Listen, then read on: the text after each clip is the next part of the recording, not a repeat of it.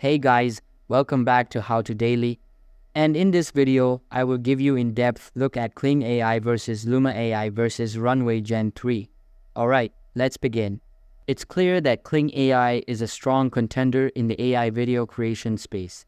It produces impressive images and promising animations, even if it's not yet ready to dethrone the leaders.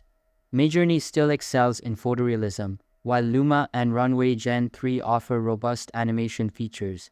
However, Kling AI is carving out a niche with its versatile capabilities and strong initial showing.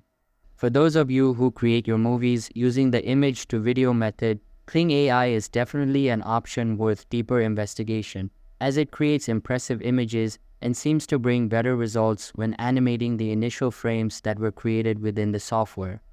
Text-to-video may not be our favorite method due to its unpredictability, but Kling AI shows potential, particularly for single scenes where precise control over set design and camera movement isn't critical. And that's it, you are done.